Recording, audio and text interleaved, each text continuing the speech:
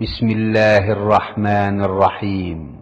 পরম করুণাময় ও অসীম দয়ালু আল্লাহর নামে শুরু। ومن أحسن قولا ممن دعا إلى الله وعمل صالحا وقال إنني من المسلمين.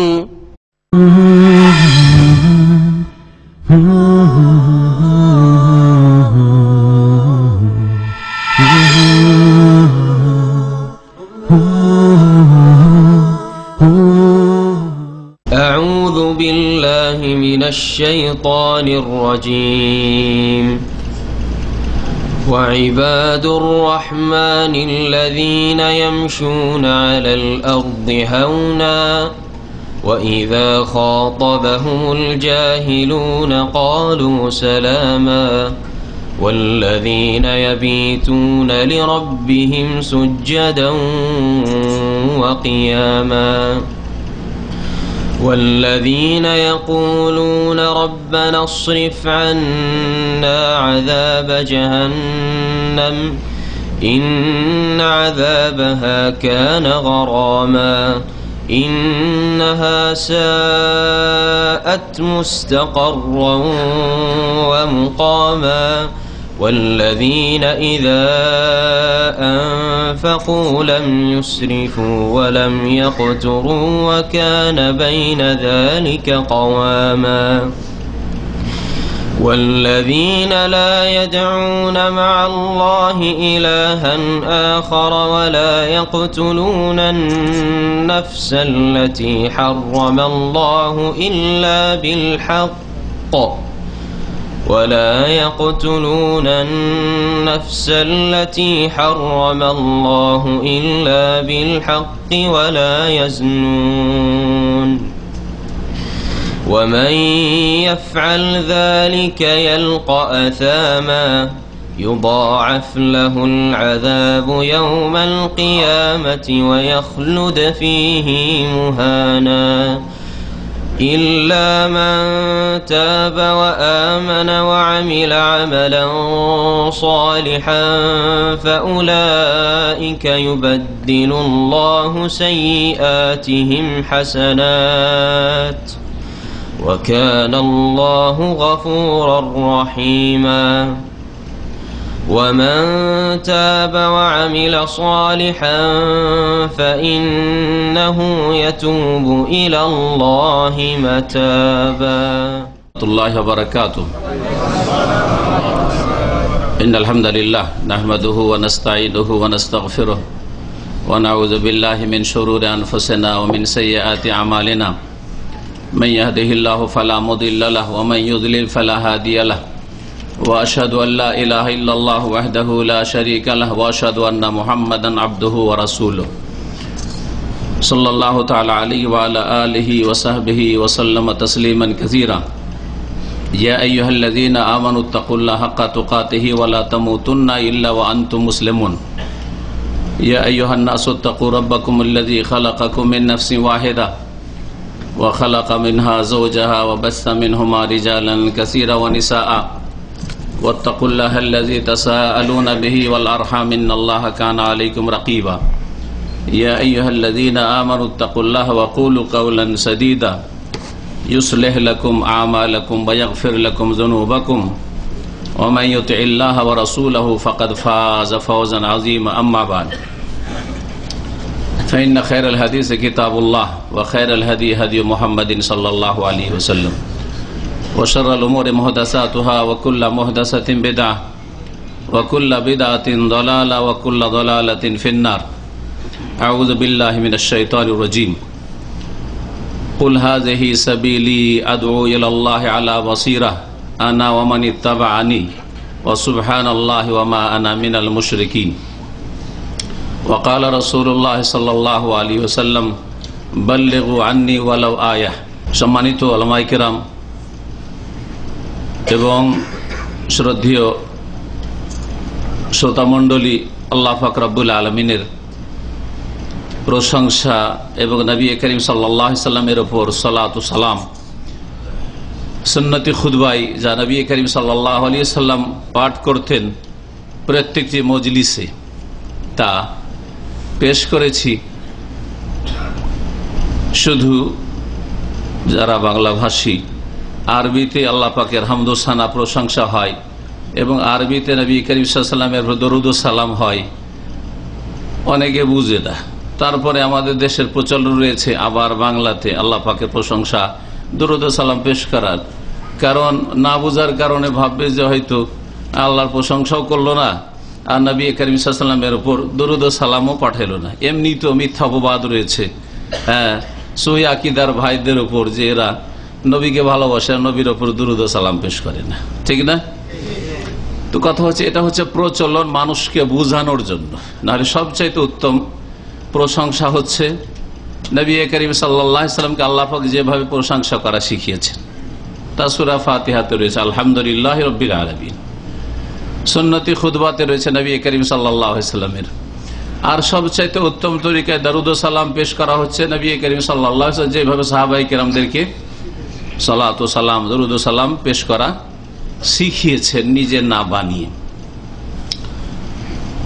আজকে অত্যন্ত খুশির বিষয় যে এই কাব্বানি ক্যাম্পে আমাদের দিনী ভাইরা আপনাদের জন্য একটি এই রকমের দিনী মাহফিলের বরকতপূর্ণ মজলিসের ব্যবস্থা করেছেন। আল্লাহ পাক তাদেরকে যেন জাযায়ে খায়ের দান করেন, উত্তম বদলা দান করেন, যাতে আল্লাহ পাকের কথা এবং তার রাসূল সাল্লাল্লাহু আলাইহি ওয়াসাল্লামের কথা আলোচনার আমাদের জন্য একটা সুযোগ সুবিধা এসেছে।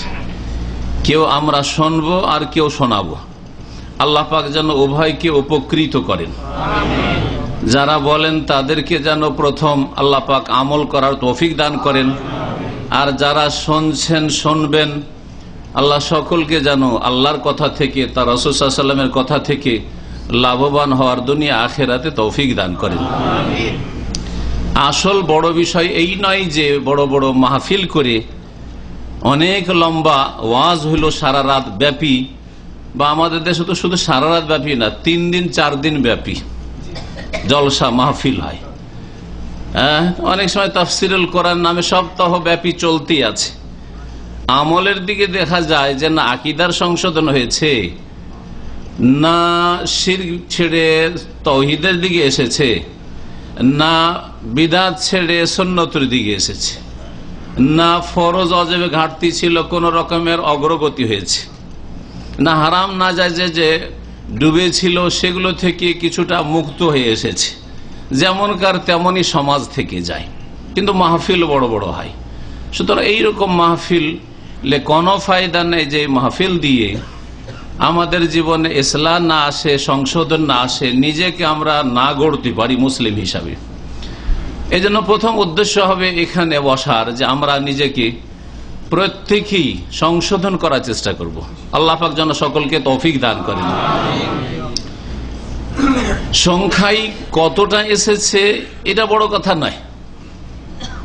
সংখ্যাতে সব সময় যারা ভুল পথ আছে তাদের সংখ্যা বেশি। সংখ্যায় বেশি হওয়া, দল ভারী হওয়া হকের সত্যের মাপকাঠি নয়। আর ভিড়ভাড় করে লোকজন যদি জমা হয় তাহলে সেটাই যে খুব লাভবান মজলিস এটাও প্রমাণ করে না। আসল বিষয় হচ্ছে যে আমরা কতটা লাভবান হইলাম। আল্লাহ পাক যেন আমাদেরকে এই মাহফিল থেকে লাভবান হওয়ার তৌফিক দান করেন, ঈমানের সংশোধনের তৌফিক দান করেন, আমল ভালো করার তৌফিক দান করেন। আল্লাহ পাক রব্বুল আলামিন যা কিছু আমরা ঈমান আমল সম্পর্কে জানবো শুনবো সেই দিকে মানুষকে ডাকার তৌফিক দান করেন। মাগরিব থেকে আলোচনা চলছে এখানে। আপনারা যারা শুরু থেকে এসছেন তাদের মোটামুটি পেট ভরিয়ে গেছে, তাই না? না ভরে নাই? আলহামদুলিল্লাহ বলেন। হ্যাঁ, তো যথেষ্ট হয়ে গেছে। ঈমানের কথা, আমলের কথা শুনেছেন। আমি আজকের মজলিসে ইচ্ছা করেছি যে ঈমান আমল সম্পর্কে যা কিছু শুনলেন, শোনার পরে আপনাদের করণীয় কি সেটা হচ্ছে ঈমান আমলের দিকে অন্যকে দাওয়াত দেওয়া, অন্যকে ডাকা। ইসলামী দাওয়াতের গুরুত্ব এবং এর ফজিলত, এর ফলাফল দুনিয়ায় আখেরাতে, এই বিষয় নিয়ে আলোচনা করব। যাতে করে সৌদি আরবে আসার পরে অনেক মানুষই আলহামদুলিল্লাহ সংশোধন হয়ে যাচ্ছেন। যখন দেখছেন যে রাসূলুল্লাহ সাল্লাল্লাহু আলাইহি সাল্লামের দেশে এখানে ঈমান আমলে এমন কিছু রয়েছে যা আমাদের দেশে নেই, আর আমাদের দেশে এমন কিছু আছে যা এখানে খুঁজে পাওয়া যায় না। দুটোকে যখন তুলনা করে মিলিয়ে আমরা যাচাই বাছাই করে দেখব, নিজের বিবেককে কাজে লাগাবো, তখন নিঃসন্দেহে স্পষ্ট হয়ে উঠবে যে এটা হচ্ছে রাসূলুল্লাহ সাল্লাল্লাহু আলাইহি সাল্লামের দেশ, এটা হচ্ছে হারমাইন শরীফানের দেশ। এখানে মক্কাতুল মুকাররমার হারাম রয়েছে, মদিনা মুনাওয়ারার হারাম রয়েছে, রাসূলুল্লাহ সাল্লাল্লাহু আলাইহি সাল্লামের জন্মভূমি। রাসূলুল্লাহ সাল্লাল্লাহু আলাইহি সাল্লাম এখানে জন্ম নিয়েছেন, এখানে ইন্তেকাল করেছেন, দুনিয়া থেকে বিদায় নিয়েছেন। রাসূলুল্লাহ সাল্লাল্লাহু আলাইহি সাল্লামের প্রতিনিধি সাহাবী যেখানে আপনারা বসে আছেন, এই এলাকা পর্যন্ত নবী সাল্লাল্লাহু আলাইহি সাল্লামের জীবদ্দশায় ইসলামের দাওয়াত নিয়ে এসেছেন এবং এখানে ইসলাম প্রসার হয়েছে। প্রখ্যাত সাহাবী আলা ইবনুল হাযরামী রাদিয়াল্লাহু তাআলা আনহু এই এলাকার পূর্ব এলাকা সৌদি আরবের বর্তমান এই এলাকার নবী করিম সাল্লাল্লাহু আলাইহি ওয়াসাল্লামের পক্ষ থেকে গভর্নর ছিলেন, দায়িত্বশীল আমির ছিলেন। যিনি আলহাসাও এসেছেন, তখন আলহাসা এলাকা ছিল, তাতিফ এবং দারিন পর্যন্ত এসেছেন ইতিহাস বলে। এবং এই এলাকা থেকে তিনি ধন সম্পদ নবী করিম সাল্লাল্লাহু আলাইহি সাল্লামের কাছে পাঠিয়েছেন, নিয়ে গেছেন। আবু উবাইদা ইবনুল জাররাহ আশরা মুবাশশারের একজন রাদিয়াল্লাহু তাআলা, সহিহ বুখারীতে হাদিস রয়েছে, তিনি রাতের বেলা ফজরের আগে এই এলাকা থেকে যে ধন সম্পদ হাসিল হয়েছিল জিজিয়ার মাধ্যমে, খারাজের মাধ্যমে, সেগুলি নিয়ে হাজির হলেন ফজরের নামাজ। সেই হাদিস লম্বা শোনাচ্ছি না, উদ্দেশ্য হচ্ছে যে এই এলাকায় রাসূলুল্লাহ সাল্লাল্লাহু আলাইহি সাল্লামের জীবদ্দশায় ইসলাম পৌঁছেছে। সেটা সঠিক ইসলাম না ভেজাল যুক্ত ইসলাম? সঠিক ইসলাম, সঠিক ইসলাম। আর এখান থেকে ভারত বাংলাদেশ 5000 কিলোমিটার দূরে, সেখানে ইসলাম কয়েক দেশ পার করে আরব থেকে আজম, আরব দেশগুলি থেকে অনারব দেশে যেতে তাতে কিছু রাস্তায় ভেজালের সংমিশ্রণ ঘটেছে, যার ফলে সেখানে ইসলাম আসল রূপ চেহারা নিয়ে যায়নি। দুটোকে মিলিয়ে যখন আপনি একজন জ্ঞানী মানুষ দেখবেন, তখন স্পষ্ট বুঝতে পারবেন যে এখানে যে ইসলামটি পাচ্ছেন সেটা হচ্ছে খাঁটি ইসলাম, সেটা হচ্ছে খাঁটি ইসলাম। এখানে ব্যক্তি জীবনে একজন মানুষ পাপ করতে পারে, কিন্তু সমষ্টিগতভাবে এখানকার আকীদা, এখানকার আমল, এখানে যেই ইসলামটাকে ইসলাম মনে করা হয় আর যেই কাজগুলোকে ইসলাম মনে করা হয় না, এইগুলি ঠিক আছে। ব্যক্তি পর্যায়ে চোরও থাকতে পারে, বেঈমান থাকতে পারে, অসৎ থাকতে পারে, চরিত্রহীন থাকতে পারে, কিন্তু সমষ্টিগতভাবে এখানে যে ইসলামটি রয়েছে সেটা রাসূলুল্লাহ সাল্লাল্লাহু আলাইহি সাল্লামের জামানার ইসলামের কাছাকাছি। বলবো না যে সেই যুগের মতো হুবহু ইসলাম রয়েছে, কখনো না। সাহাবায়ে কেরামের জামানার মতো ইসলাম নেই, কিন্তু কাছাকাছি ইসলাম রয়েছে, ঠিক কিনা? এই ইসলাম যে এখানে আপনি চোখে দেখেও শিখলেন, আর এখানে আলহামদুলিল্লাহ ইসলামিক সেন্টারগুলি রয়েছে, বিশেষ করে আপনাদের কাছে ইসলামিক সেন্টার রাকা এবং ইসলামিক সেন্টার দাম্মাম, আরো আশেপাশে ইসলামিক সেন্টার রয়েছে, প্রত্যেক শহরে একাধিক ইসলামিক সেন্টার রয়েছে। এগুলিতে যে ইসলামের কথা প্রচার প্রসার করার জন্য, ইসলামের দাওয়াত দেওয়ার জন্য যেসব উলামায়ে কেরামদেরকে আপনাদের ভাষায় রাখা হয়েছে, তারা ভালো দক্ষ, তারা কোরআন এবং হাদিস পড়ে এসেছেন। মদিনা ইউনিভার্সিটি থেকে তারা লেখাপড়া করে এসেছেন, যেখানে কোরআন সুন্নাহ ভিত্তিক সারা পৃথিবীর মধ্যে সবচাইতে ভালো লেখাপড়া করা হয়। সবচাইতে ভালো লেখাপড়া এই মদিনা ইউনিভার্সিটিতে হয়। এখান থেকে তারা সনদ হাসিল করে এসেছেন, ফারেগ হয়ে এসেছেন, তারা কোরআন সুন্নাহর ইলম নিয়ে এসেছেন। আপনাদের কাছে সহজভাবে দিন ইসলাম পৌঁছে দেওয়ার জন্য তাওহীদ ভিত্তিক, সুন্নাত ভিত্তিক এই ইসলামকে আপনারা শিখুন, তাওহীদ শিখুন। আমরা এখানে এসে আসল তাওহীদ শিখেছি, যদি আমরা মাদ্রাসাতে দুইবার করে দেশে ফারেক হয়েছি। শিরক মুক্ত হন, সুন্নত শিখুন, বিদআত মুক্ত হন। আর আলহামদুলিল্লাহ যারা হয়ে গেছেন, আপনাদের যে দায়িত্ব রয়েছে সেই দায়িত্ব সম্পর্কে সচেতন হন। এই দায়িত্ব আপনাদেরকে ঠিকভাবে পালন করতে হবে, না হলে আল্লাহ পাকের কাছে জবাব দিতে হবে কিয়ামতের দিনে। এই সম্পর্কে আলোচনা করব। ইসলামের দাওয়াত। ইসলাম কি? ইসলাম হচ্ছে ওহী।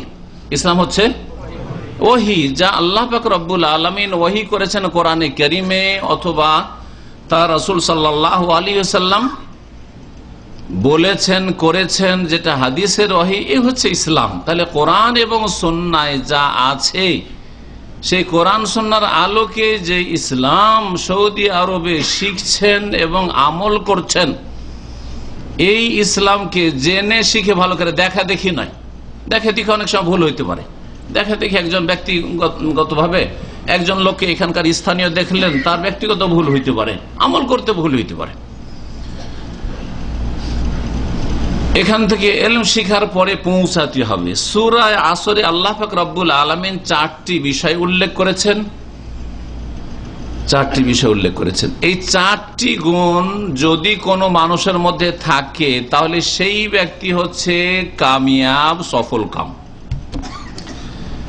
এই চারটি গুণ যদি না থাকে, তো সেই মানুষ হচ্ছে ক্ষতিগ্রস্ত, লাফি খুসর, ক্ষতিগ্রস্ত। আল্লাহ বলেছেন চারটি গুণের প্রথম হচ্ছে ইল্লাল্লাযিনা আমানু, ঈমানদার হইতে হবে। ঈমানের যে দিকগুলি রয়েছে, ইসলামের 5টি স্তম্ভ, ঈমানের 6টি স্তম্ভ, 6, 5, 11টি বিস্তারিতভাবে জেনে আপনাকে শিরক মুক্ত মুমিন হইতে হবে, মুসলিম হইতে হবে। 2 নম্বরে হচ্ছে ওয়ামিলুস সালিহাত, আর তারপরে ভালো কাজগুলি করতে হবে। সালেহুনের বহুবচন সালিহাত, ভালো কাজগুলি করতে হবে। প্রত্যেক ফরজ, ওয়াজিব কাজ, সুন্নাত কাজ, মুস্তাহাব কাজ, ভালো কাজ। আর প্রত্যেক গুনাহ, কাবিরা গুনাহ, সাগীরা গুনাহ, ছোট বড় সমস্ত রকমের ভুল ভ্রান্তি, অন্যায় থেকে বেঁচে থাকা হচ্ছে ভালো কাজ। যেমন নেকির কাজ করা, ফরজ, ওয়াজিব, সুন্নাত, মুস্তাহাব কাজ করা ভালো কাজ সালেহাত, তেমনি গুনাহ থেকে বেঁচে থাকাও কি ভালো কাজ। একজন অশ্লীল কোন ছবি দেখছে আর আপনি দেখেন না, তো আপনি ভালো কাজ করলেন না? আপনি কিছুই দেখেন না, কিন্তু আপনি ভালো কাজ করলেন, ঠিক না? আর একজন অশ্লীল ছবি দেখছে, ঠিক কিনা? একজন লোক কথা বলছে, মিথ্যা বলছে, আর আপনি নীরব, কোনো কথাই বলছেন না, আপনি ভালো কাজ করলেন না? করলেন না, অথচ কোনো কথাই বলেননি আপনি।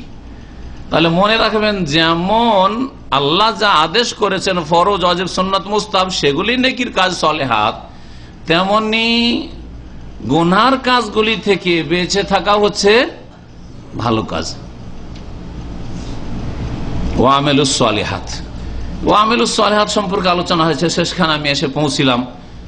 আর আমাদের ভাইয়ের কাছ থেকে শুনলাম যে সালাত সম্পর্কে, নামাজের গুরুত্ব, নামাজ না পড়লে যে শাস্তি, এ সম্পর্কে আলোচনা হচ্ছিল। আর সবচেয়ে ভালো নেক আমল ঈমানের পরে হচ্ছে 5 ওয়াক্ত সালাত, নামাজ। আপনি আপনার ঈমানকে শিরক বিদআত মুক্ত করেন, আমল আপনি ঠিকভাবে করেন, ফরজ ওয়াজিব আদায় করেন, হারাম নাজায়েজ থেকে বেঁচে থাকুন। এই দুটো কথা আল্লাহ উল্লেখ করেছেন, ইল্লাল্লাযিনা আমানু ওয়া আমিলুস সালিহাত। আর তারপরে 3 নম্বরে আল্লাহ বলেছেন ওয়াতাওয়াসাউ বিল হক।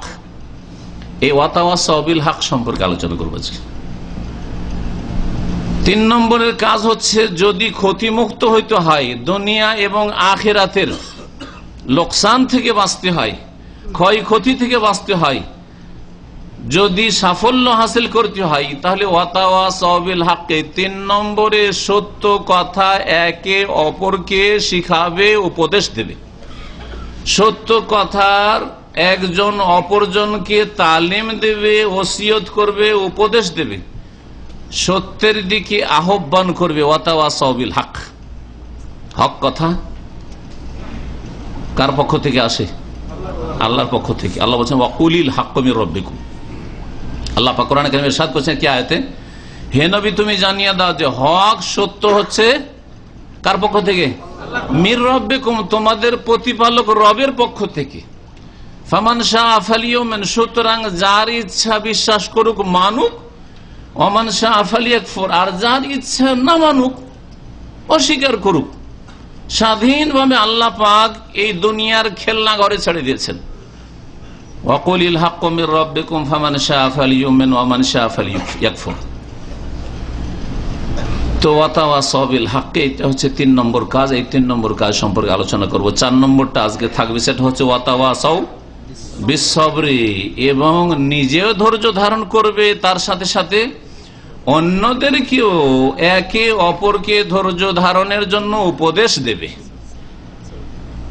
দিন পালন করতে গিয়ে, নিজের ইমান ঠিক করতে গিয়ে, নিজের আমল ঠিক করতে গিয়ে, ইমান আমলের ইসলামের দাওয়াত দিতে গিয়ে, ওহীর কথা কোরআন সুন্নাহর কথা বলতে গিয়ে কষ্ট আসবে, বালা মুসিবত আসবে, রিস্ক আসবে, ঝুঁকি আসবে, ভয় দেখাবে, ধমক দিবে, গাল দিবে, অনেক কিছুই করবে।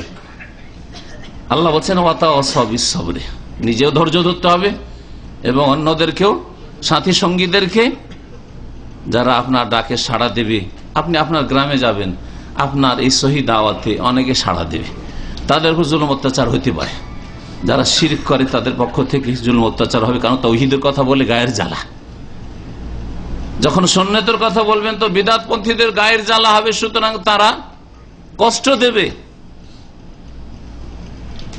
বেনামাজিকে নামাজের কথা বললে তার গায়ে জ্বালা ধরবে, যে কোন মুসিবতে পড়লাম রেখে রুমে রেখে, নিজে নামাজ পড়ে আমাদেরকে নামাজের জন্য জাগায়, লাইট জ্বেলে দেয়, কষ্ট দেবে। পাপীদেরকে পাপ মুক্ত হতে বললে তাদের দুনিয়ার স্বার্থে ব্যাঘাত ঘটবে, যার ফলে কষ্ট দেবে। ওয়াতাওয়াসাউ বিস সবরি, নিজেও ধৈর্য ধারণ করবে এবং অন্যকেও ধৈর্য ধারণের জন্য উপদেশ দেবে। 3 নম্বর বিষয়টি নিয়ে আলোচনা শুরু করবো, ওয়াতাওয়াসাউ বিল হক, হক কথা। আর হক কার পক্ষ থেকে বললাম? আল্লাহর পক্ষ থেকে। তাহলে কোথায় আছে হক?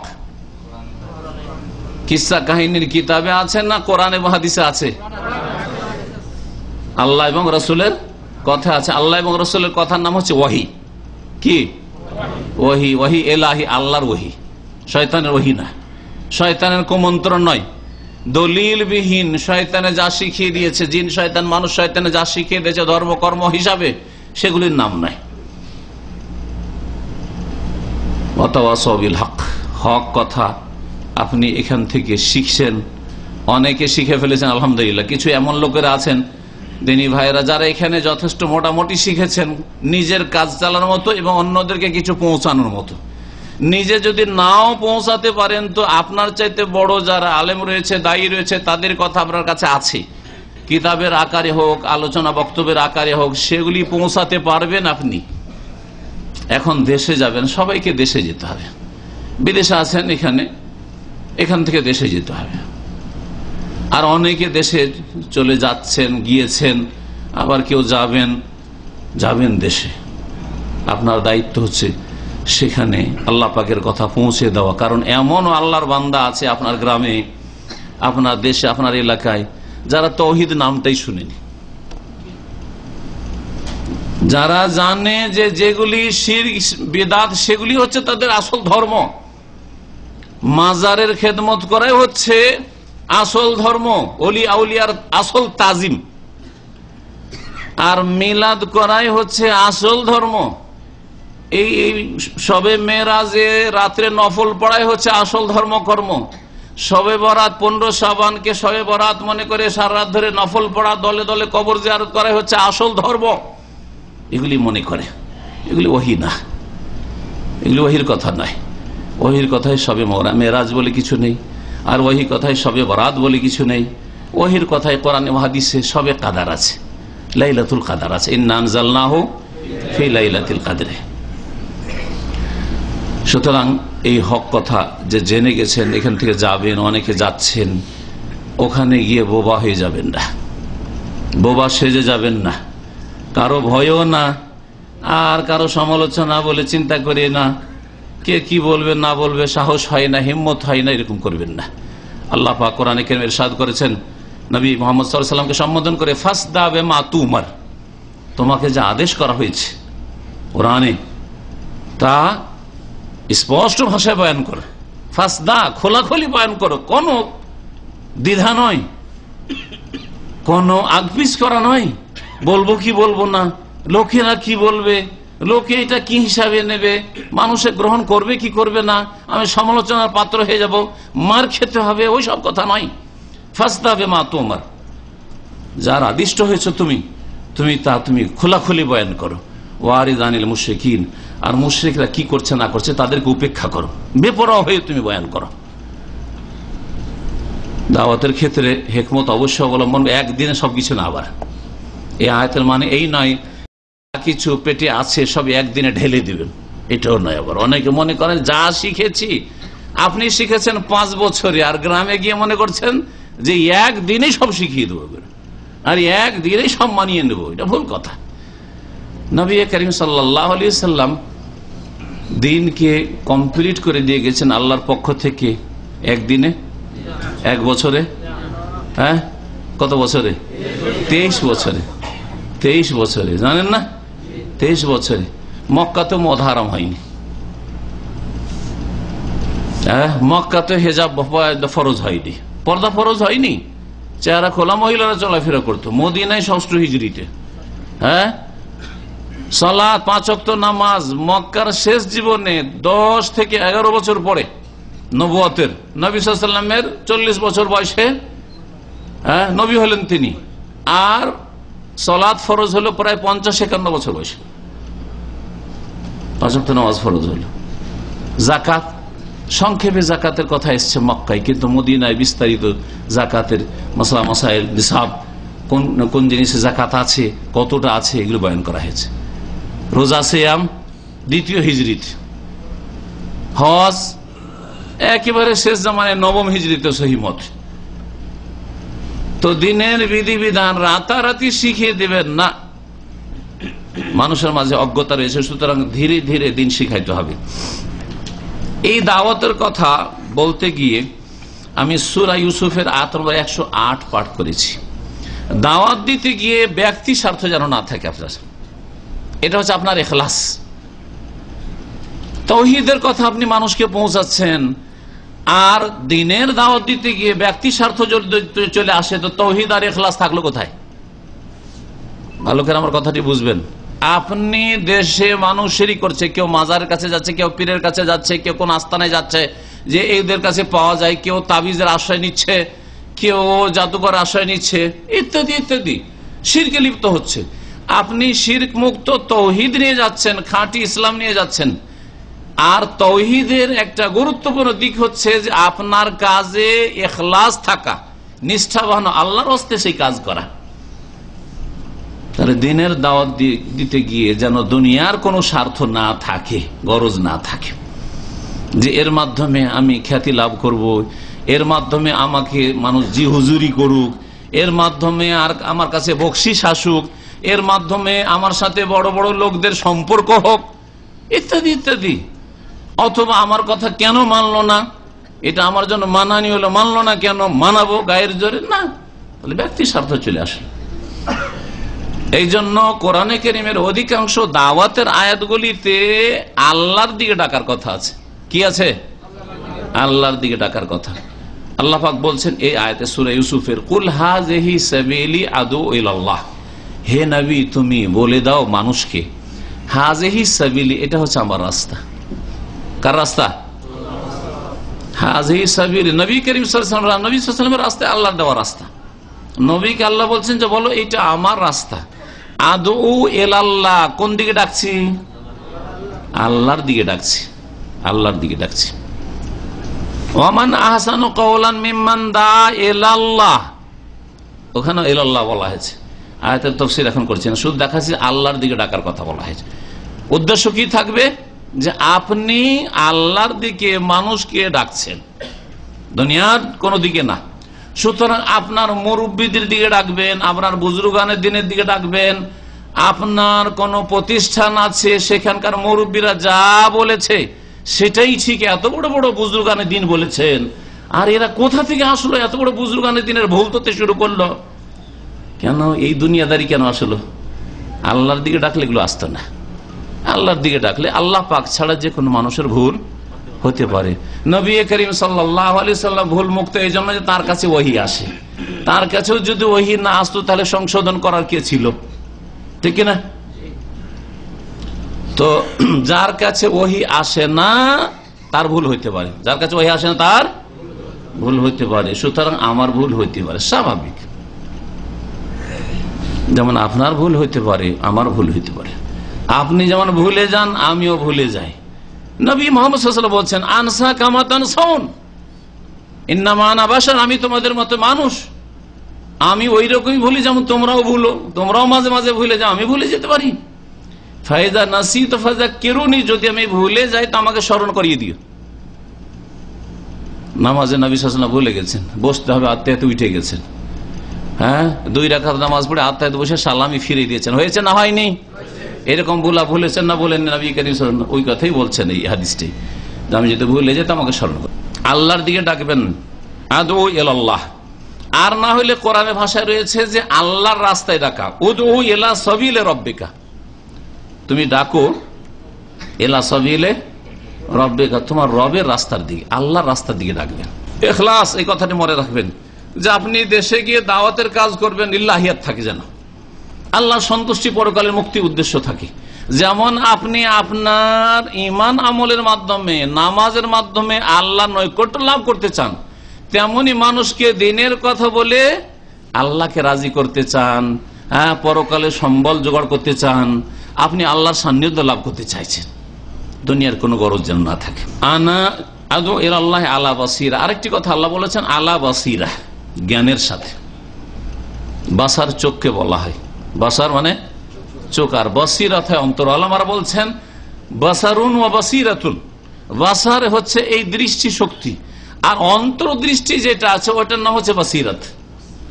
অন্তর্দৃষ্টি বুঝেন, যে হৃদয়েরও একটা কি আছে, দৃষ্টি আছে, চোখ আছে, ওটা দিয়ে আপনি ভালো মন্দ দেখেন, ভালোকে ভালো লাগে, মন্দকে মন্দ লাগে, এটা হচ্ছে বাসিরাত। তো আপনি দিনের দিকে ডাকবেন, আল্লাহর দিকে ডাকবেন আলা বাসিরাতিন, জ্ঞানের সাথে, অন্ধ হয়ে নয়, অজ্ঞতার সাথে নয়। জানেন না কিছু, আর দেশ থেকে দেশান্তর হয়ে গেছেন আপনি, হ্যাঁ, নিজের কোথা থেকে কোথা চলে গেছেন। কোথায় গিয়েছিলেন? বলছেন যে সময় লাগাইতে গেছিল। আরে কিছুই জানেন না, বাসিরাত নেই, বাসার নেই, আপনার কোনটা হক, কোনটা বাতিল, কোনটা সুন্নাত, কোনটা বিদআত, কোনটা তাওহীদ, কোনটা শিরক, কিছুই জানেন না। আর কি পৌঁছাইতে গেছেন তাহলে আপনি? তাহলে বাসিরাত, ইলম লাগবে। দিনের কথা পৌঁছাবার আগে কি করতে হবে? ইলম লাগবে। এই আয়াত বলে, জি, আল্লাহর দিকে ডাকতে ইখলাস এই আয়াতে রয়েছে। আর কি রয়েছে? ইলম, ইলম লাগবে। ইখলাস আছে, আল্লাহকে খুব ভালোবাসেন আপনি, আল্লাহর দ্বীনকে খুব ভালোবাসেন, রাসূলকে খুব ভালোবাসেন, এতে কোনো সন্দেহ নেই। কিন্তু আপনার কাছে ইলম নাই, পেটে বিদ্যা নেই, তাহলে আপনি পৌঁছাবেন কি? আল্লাহ বাসিরাতি, জ্ঞান থাকতে হবে, আপনার দ্বীন সম্পর্কে জ্ঞান অর্জন করতে হবে। যদি অল্প বয়সের হন তাহলে মাদ্রাসায় পড়ার সময় আছে, মাদ্রাসায় পড়ার সময় নেই তাহলে আলহামদুলিল্লাহ সৌদি আরবে সকল স্তরের মানুষের জন্য আর সকল বয়সের মানুষের জন্য ইসলামিক সেন্টার খোলা আছে, ঠিক না? আর যদি দেশে থাকেন তো দেশে ইলম শেখার জন্য যে কোনো বয়সে আপনি ইসলামিক কিতাব, কোরআন এবং হাদিস চর্চা করতে পারেন। সরাসরি কোরআন এবং হাদিস পড়ুন এবং ভালো ভালো আলেমদের লিখনিগুলি পড়ুন, তার সাথে কোরআন এবং হাদিস বোঝাতে সাহায্য পাবেন। সেই জন্য ভালো ভালো কোরআন সুন্নাহ ভিত্তিক যারা আলোচনা করেন তাদের আলোচনাগুলি শুনুন, তাহলে একটা বিষয়ের উপরে চারিদিক থেকে আলোচনা ফুটে উঠবে, তখন জানতে পারবেন আপনি। এইভাবে আপনি বাসিরাত হাসিল করেন ইখলাসের সাথে। ইলমের কথা এই আয়াতে বলা হয়েছে সূরা ইউসুফের। নবী মুহাম্মদ সাল্লাল্লাহু আলাইহি ওয়াসাল্লাম বলছেন আলা বাসিরাতিন। আর এটা হচ্ছে কার আদর্শ? আনা ওয়া মানি তাবানি, আমি মুহাম্মদ সাল্লাল্লাহু আলাইহি ওয়াসাল্লাম বলছি। আল্লাহ পাক নবীকে বলছেন তুমি এই কথা বলো, যে আমি মুহাম্মদ সাল্লাল্লাহু আলাইহি ওয়াসাল্লাম বলছি যে আমি আল্লাহর দিকে ডাকি ইখলাসের সাথে, আর বসিরাতের জ্ঞানের সাথে ডাকি, অজ্ঞতার সাথে না। অমায়ান্তিকু আনিল হাওয়া, খেয়াল খুশি কথা বলেন না। ওই আসে, এলেম হয়, তারপরে কথা বলে। এলেম নাই, জানি না, এলেম নাই ভাই, এই ব্যাপারে আমি জানি না, আমার চাইতে বড় আলেমের কাছে আপনি জিজ্ঞেস করে নেন, আর না হলে আপনাকে নম্বর দিচ্ছি, যোগাযোগ করেন, আর না হলে আমি তার কাছ থেকে জিজ্ঞেস করে বলছি। আমার এটি আদর্শ, অমানিত তাবানা, যারা আমার অনুসারী। রাসূল সাল্লাল্লাহু আলাইহি ওয়াসাল্লাম বলছেন যারা আমার অনুসারী তাদেরও এটা তরিকা হবে। তাহলে আমরা কার অনুসারী? রাসূলুল্লাহ সাল্লাল্লাহু আলাইহি ওয়াসাল্লামের অনুসারী। যখন আমরা আমাদের প্রিয় নবী সাল্লাল্লাহু আলাইহি ওয়াসাল্লামের অনুসারী, তাহলে আমাদের তরিকা কি হবে? ইখলাস, এলেম এর ভিত্তিতে আমরা দিনের কথা যা কিছু শিখেছি ততটা পৌঁছাবো। যা জানা নেই সেই ক্ষেত্রে বলবো যে আমাদের চাইতে বড়রা আছে, তাদের কাছ থেকে জেনে নেন। এই দিনের কাজ, এই আয়াত আরো প্রমাণ করে যে দিনের দাওয়াত দেওয়া সর্বপ্রথম কাদের পেশা? এটা প্রথম আমাদের পেশা না আমাদের আগেও কারো পেশা ছিল? কার পেশা? দেখেন, ডাক্তারি করা, শরীরের চিকিৎসা করা ডাক্তারদের পেশা, হ্যাঁ, বিল্ডিং তৈরি করা ইঞ্জিনিয়ারদের পেশা, ঠিক কিনা? এইরকম এক এক কাজের জন্য এক এক শ্রেণীর লোকেরা আছে। ইসলামের দাওয়াত দেওয়ার জন্য, ইসলাম প্রচার করার জন্য কাদেরকে আল্লাহ পাক পাঠিয়েছেন? আম্বিয়া এবং রসুলগণকে পাঠিয়েছেন। তো বলছিলাম যে নবী রসুলগণের পেশা হচ্ছে কি? দাওয়া ইলাল্লাহ, দিনের দাওয়াত দেওয়া। দিনের দাওয়াত দেওয়া হচ্ছে ভালো কাজের উপদেশ দেওয়া, আর অন্যায় কাজে, অন্যায় কথায় বাধা দেওয়া। ভালো করে শুনে রাখেন। এই জন্য কোরআনের ভাষায় দিনের দাওয়াতকে কয়েকটা শব্দে বা কয়েকটা বাক্য দিয়ে কি করা হয়েছে? ব্যক্ত করা হয়েছে, প্রকাশ করা হয়েছে। একটি হচ্ছে দাওয়া ইলাল্লাহ, আল্লাহর দিকে ডাকা বা আল্লাহ রাস্তার দিকে ডাকা, দিনের দাওয়াত, ইসলামী দাওয়াত।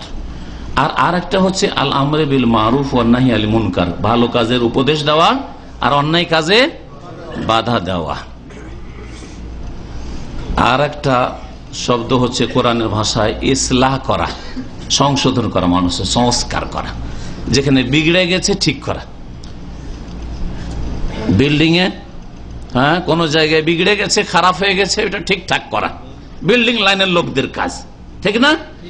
ঠিক তেমনি যারা দিনের খাদেম, আর সবচেয়ে বড় দিনের খাদেম হচ্ছে নবী রাসূলগণ, তাদের কাজ হচ্ছে যে মানব জাতির মধ্যে যে আকীদা, আমল, ঈমান, আখলাকে বিগড়ে গেছে সেগুলি সংশোধন করা, সেগুলো ঠিক করা, রিপেয়ারিং করা, সেগুলির মেরামত করা। মানব জাতির মধ্যে সবচেয়ে শ্রেষ্ঠ মানুষ কারা? নবী রাসূলগণ। তাহলে সবচেয়ে শ্রেষ্ঠ মানুষ হচ্ছেন নবী রাসূলগণ। আদম আলাইহিস সালাম, নূহ আলাইহিস সালাম, ইব্রাহিম আলাইহিস সালাম থেকে শুরু করে শেষ নবী মুহাম্মদ রাসূলুল্লাহ সাল্লাল্লাহু আলাইহি ওয়াসাল্লাম পর্যন্ত যত নবী রাসূলগণ এসে তারা হচ্ছেন সবচাইতে শ্রেষ্ঠ মানুষ। আর শ্রেষ্ঠ মানুষদের কাজ সবচেয়ে শ্রেষ্ঠ, শ্রেষ্ঠ মানুষদের কাজ সবচেয়ে ভালো কাজ, সবচেয়ে শ্রেষ্ঠ কাজ, তা হচ্ছে দিনের দাওয়াত দেওয়া, ভালো কাজের জন্য মানুষকে উৎসাহিত করা, নিজে ভালো কাজটা করে, আর অন্যায় কাজ থেকে নিজে বেঁচে থেকে অন্যায় কাজ থেকে মানুষকে বারণ করা, নিষেধ করা। ভালো মানুষ, সবচেয়ে ভালো মানুষদের কাজ হচ্ছে, পেশা হচ্ছে সবচেয়ে ভালো পেশা।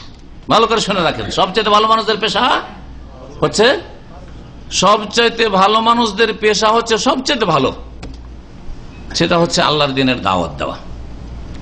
এই জন্য আল্লাহ রাব্বুল আলামিন সূরা ফুসসিলাত হামিম সাজদার আয়াত নম্বর 33 ইরশাদ করেছেন, ওমান আহসানু কাওলান মিম্মান দা ইলাল্লাহ।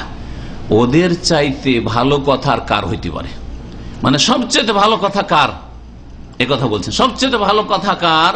আল্লাহ বলছেন দা ইলাল্লাহ, যারা আল্লাহর দিকে ডাকে, যারা আল্লাহর দিকে ডাকে, কোরআনে কারীমের দিকে ডাকে, রাসূলের হাদিসের দিকে ডাকে, মানুষকে শিরক ছেড়ে তাওহীদের দিকে, আল্লাহর একত্বের দিকে ডাকে, বিদআত ছেড়ে দিয়ে, কুসংস্কার ছেড়ে দিয়ে নবীর সুন্নত আদর্শের তরিকার দিকে ডাকে, এদের চাইতে যারা অসৎ কাজ ছেড়ে দিয়ে সৎ কাজের দিকে ডাকে, চরিত্রহীনতা থেকে চরিত্র গঠনের দিকে ডাকে, ওদের চাইতে ভালো কথা আর পৃথিবীতে কারো হতে পারে না। ওমান আহসানু কাওলাম মিম্মান দা ইলাল্লাহ। তাহলে সবচাইতে ভালো মানুষ যারা, তাদের কাজও হচ্ছে সবচাইতে ভালো। এই কথাও প্রমাণ করি এই আয়াত, ওমান আহসানু কাওলাম মিম্মান দা ইলাল্লাহ। এই কাজ শুরু করেছেন আম্বিয়া রসুলগণ। নবী রসুলগণের সিলসিলা শেষ হয়েছে কোন নবীর মাধ্যমে? শেষ নবী খাতামুন নবীন সৈয়দুল মুরসালিন মুহাম্মদুর রাসূলুল্লাহ সাল্লাল্লাহু আলাইহি ওয়াসাল্লামের মাধ্যমে। তারপরে কোন নবী আসবে?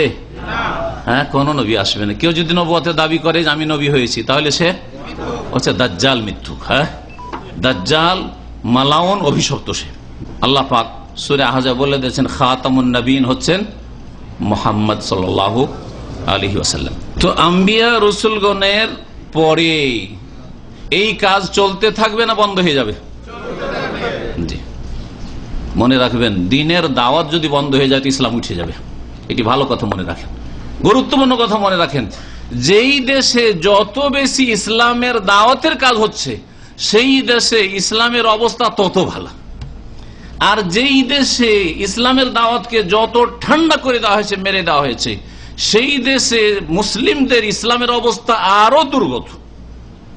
জি, এজন্য মনে রাখবেন, যদি ইসলামের দাওয়াত বন্ধ করে দেওয়া হয় কোন সমাজে, সেখানে ইসলাম টিকবে না, ইসলাম টিকবে না।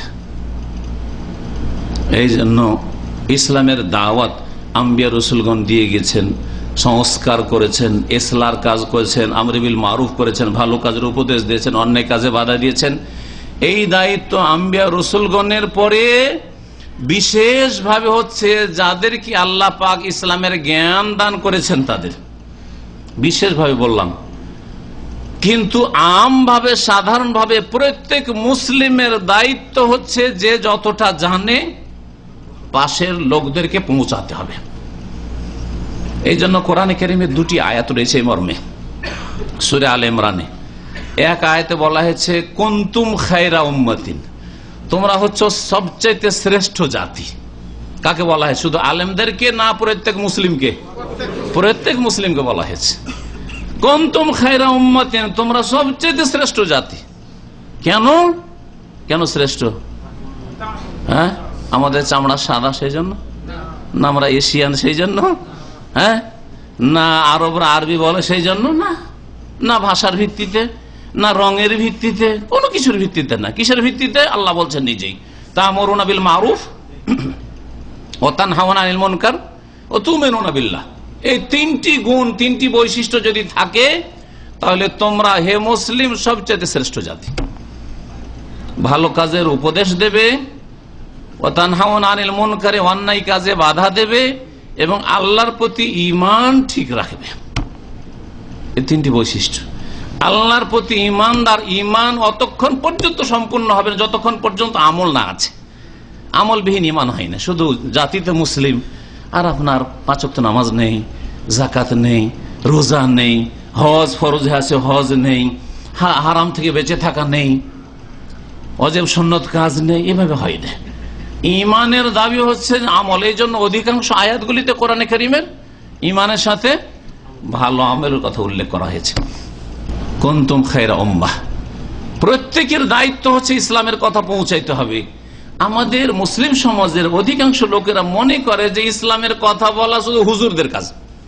আমাদের দেশের লোকেরা বলে হুজুরদের কাজ, হ্যাঁ, আর আরবদের যারা অশিক্ষিত তারা মনে করে যে এগুলো শেখদের কাজ শুধু। হ্যাঁ, না, আল্লাহ বলছেন কুনতুম খায়রা উম্মাহ, হে মুসলিম, সাধারণ আর বিশিষ্ট ব্যক্তি সকলেই তোমরা শ্রেষ্ঠ জাতি অতদিন পর্যন্ত থাকবে যতদিন পর্যন্ত ভালো কাজের আদেশ দেবে, অন্যায় কাজে বাধা দেবে, আল্লাহর প্রতি ঈমান ঠিক রাখবে। এই তিনটি গুণ যদি না থাকে তাহলে তোমাদের দশা ওই রকমই হবে যেমন বনি ইসরাইল ইহুদিদের দশা হয়েছে। ইহুদিদেরকে কোরআনের ভাষায়, কোরআনে আছে, এমন না যে ইহুদিদের কিতাব আছে, কোরআনের একাধিক আয়াতে আছে যে বনি ইসরাইলকে আল্লাহ ফাদ্দালনাহুম আলাল আলামিন, ওদেরকে বিশ্বজাহানের ওপর ফজিলত দান করেছিলাম, শ্রেষ্ঠত্ব দান করে সম্মানিত করেছিলাম। শেষ উম্মত আসার আগে সবচেয়ে সম্মানিত জাতি ছিল বনি ইসরাইলরা। কিন্তু যখন আল্লাহর দিন থেকে তারা সরে গেল, তাদের দায়িত্ব ঠিকভাবে পালন করলো না, অন্যায় কাজ দেখতো, বাধা দিল না, ভালো কাজ হইতে হবে, ভালো কাজের জন্য মানুষকে উৎসাহিত করলো না, নির্দেশ দিল না, আল্লাহর লানত পড়লো তাদের উপর, গজব আসলো, আল্লাহ পাকের আযাব নেমে আসলো এবং আল্লাহ তাদেরকে লাঞ্ছিত অপদস্থ করে দিলেন। দরিবাত আলাইহিম যিল্লাতু আইনামা সুকিফু, আল্লাহ বলছেন এই ইহুদিদের সম্পর্কে, যেখানেই থাক না কেন তাদের ওপর লাঞ্ছনা চাপিয়ে দেওয়া হয়েছে। আল্লাহ বলছেন যেই জাতিকে আল্লাহ বলছেন সবচেয়ে শ্রেষ্ঠ করেছিলাম, সেই জাতির ওপর লাঞ্ছনা আল্লাহ চাপিয়ে দিয়েছেন। কি জন্য?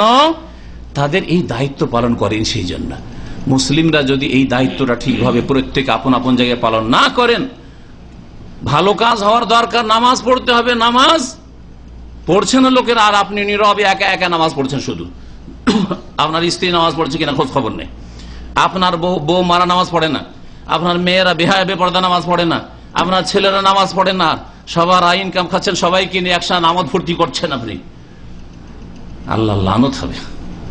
জি হ্যাঁ, আল্লাহ লাঞ্ছিত অপদস্থ করে দেবেন, শ্রেষ্ঠত্ব আর থাকবে না। তো সকলকে এই সম্বোধন করা হয়েছে, যে যতটা পারবেন, যার যতটা ক্ষমতা রয়েছে। এই ছিল একটি আয়াত।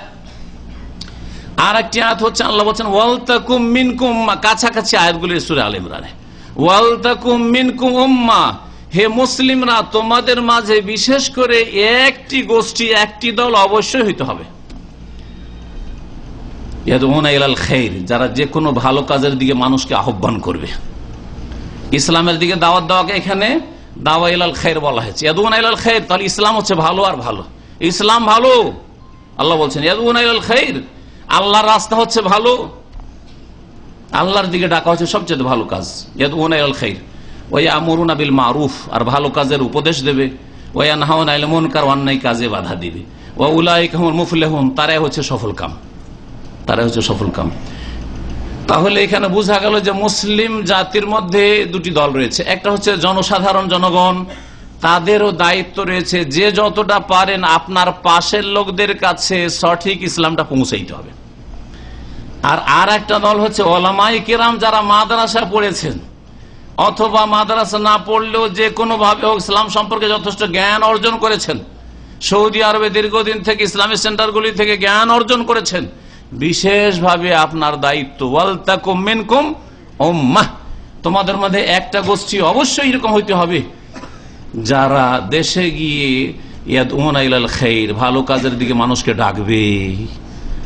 আর এমন নয় যে ভালো কাজের নামে সন্ত্রাস ঘটাবে, হ্যাঁ, খুন করবে, মুসলিমকে খুন করাকে, মুসলিম খুন করাকে জিহাদ মনে করবে না, এটা কোনো ভালো মুসলিম করতে পারে না।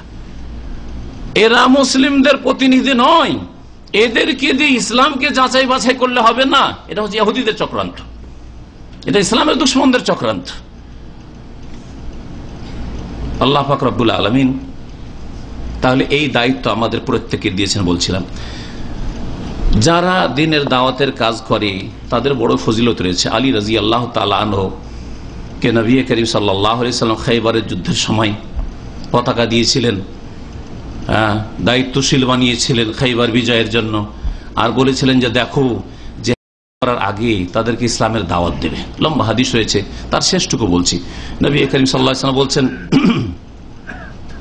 যে ফাওয়াল্লাহি, আল্লাহর কসম করে বলছি, বুখারী মুসলিমের হাদিস, হে আলী, লা ইয়াহদি আল্লাহু বিকা রাজুলান ওয়াহিদান, তোমার দ্বারা যদি আল্লাহ একটি লোককে ইসলামের দিকে হেদায়েত করেন, একটা লোক হেদায়েত যদি হয়, আপনি কি নিজেকে এতই তুচ্ছ মনে করছেন যে আপনি সৌদি আরব থেকে যাবেন, সহিহ আকীদার কথা বলবেন, সুন্নতের কথা বলবেন, শিরক বিদআত থেকে সতর্ক করবেন, নামাজের কথা বলবেন, একটিও লোক আপনার কথা শুনবে না?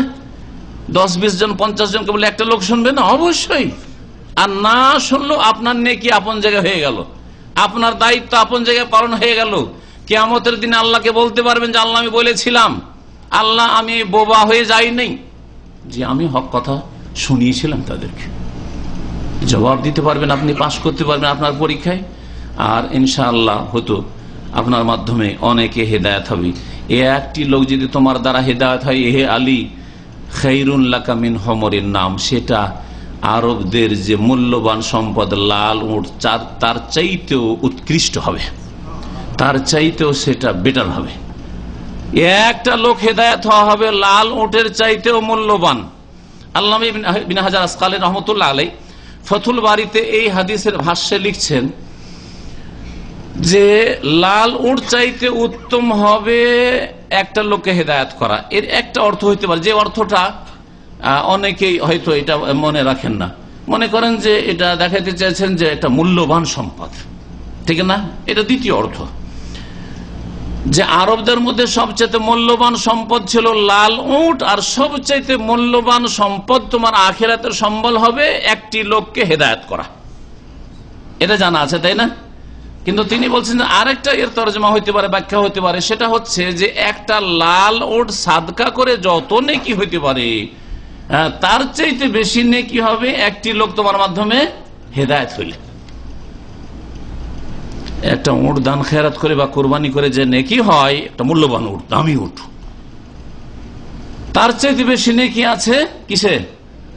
আপনার মাধ্যমে যদি একটি লোক বেনামাজি নামাজি হয়, আধা নামাজি ফুল নামাজি হয়, শিরককারী শিরক থেকে তওবা করে আসে, বিদাতকারী বিদাত থেকে তওবা করে সুন্নতের দিকে ফিরে আসে, অসৎ লোক সৎ হয়ে যায়, চরিত্রহীন চরিত্রবান হয়ে যায়, জি হ্যাঁ, যে কেউ হোক না কেন, আর আপনি আপনার কাছের লোক থেকে শুরু করবেন, আপনার স্ত্রী, আপনার বাপ মা, আপনার ছেলে মেয়ে থেকে শুরু করবেন, ঘর থেকে আল্লাহ শুরু করতে বলেছে কু আনফুসাকুম ওয়া আহলিকুম নারা, নিজেকে রক্ষা করো এবং নিজের পরিবারকে রক্ষা করো জাহান্নামের আগুন থেকে। আর তারপরে নবীকে আল্লাহ বলছেন ওয়ানজির আশিরাতাকাল আকরাবিন, তোমার আত্মীয় স্বজনদেরকে সতর্ক সাবধান করো। তারপরে বলেছেন মক্কাবাসীকে খোলাখুলি বলো ফাস্তাবিমা তুমার। এইভাবে ধীরে ধীরে আল্লাহ পাক রব্বুল আলামিন নবী মুহাম্মদ সাল্লাল্লাহু আলাইহি ওয়াসাল্লাম বলেছেন যে দূরে দাওয়াত নিয়ে যাও।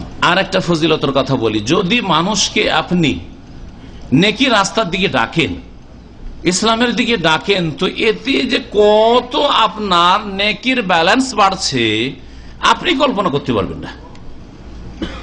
আবু হুরায়রা রাদিয়াল্লাহু তাআলা আনহু থেকে বর্ণিত সহিহ মুসলিম হাদিস রয়েছে, নবী কারীম সাল্লাল্লাহু আলাইহি ওয়াসাল্লাম বলেন মান দাআ ইলা হুদান কানা লাহু মিনাল আজরি মিসলা উজুরে মান তাবিআহু।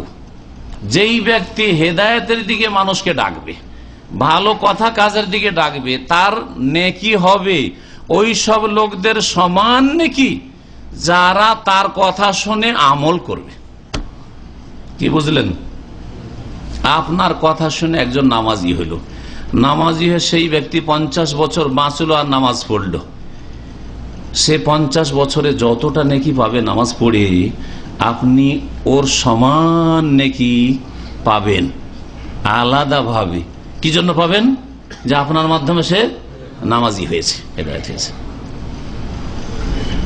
এতে কি সীমিত থাকে? ওই যেই ব্যক্তি আপনার মাধ্যমে নামাজি হয়েছে তার ছেলে মেয়েরা তার মাধ্যমে নামাজি হয়েছে, হ্যাঁ, 2-4-10টা তার স্ত্রী তার ছেলে মেয়ে ঠিক হয়েছে, হচ্ছে না? হচ্ছে না?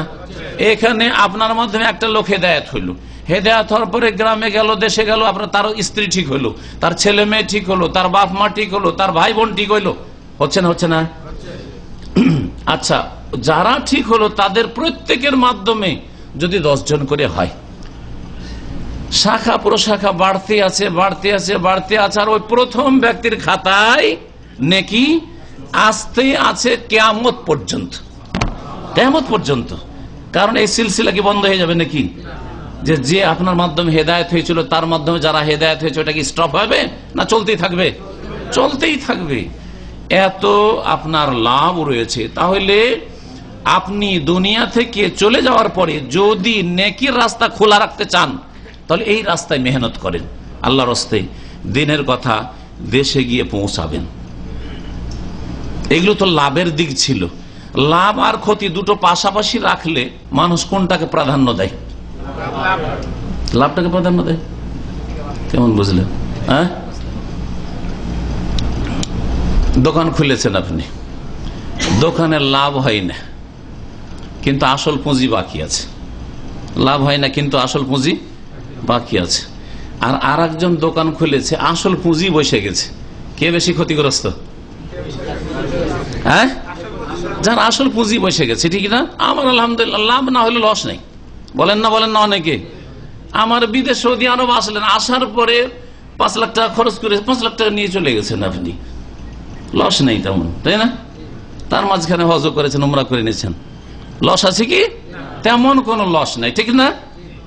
কিন্তু আর একজন লোক 5 লাখ টাকা খরচ করে এসছে, আসার পরে 1 পয়সা নিয়ে যেতে পারেনি, ক্ষতিগ্রস্ত কিনা? হ্যাঁ। তাহলে দেখতে হবে যে এই ক্ষেত্রে, দাওয়াতের ক্ষেত্রে যদি মানুষকে ভালো কাজের দিকে দাওয়াত দেন, ইসলামের দিকে দাওয়াত দেন, তো লাভ আছে, এটা ভালো জিনিস। কিন্তু আর একটা দিক ক্ষতি, বড় ক্ষতি আছে যদি ইসলামের দিকে দাওয়াত না দেন। আপনি ধ্বংস হবেন, আপনার পরিবার ধ্বংস হবে, আপনার ধন সম্পদ ধ্বংস হবে, আপনার বাড়ি ধ্বংস হবে, আপনার দেশ সমাজ ধ্বংস হবে, আপনার গ্রাম ধ্বংস হবে, আপনার দেশের উপর আযাব আসবে, আল্লাহর জমিনে আযাব আসবে। আজকে ইসলামের দাওয়াতে ত্রুটি থাকার কারণে, অভাব থাকার কারণে আল্লাহর গজব আসছে। এই মর্মে একটি আয়াত শোনাই, সময় কিন্তু আমার শেষ হয়ে গেছে, আমি এক্ষুনি শেষ করবো ইনশাআল্লাহ। সূরা হুদের আয়াত নম্বর 117-তে আল্লাহ পাক ইরশাদ করছেন, ওয়ামা কানা রাব্বুকা লিয়ুহলিকাল কুরা বিযুলমিন ওয়া আহলুহা মুসলিহুন।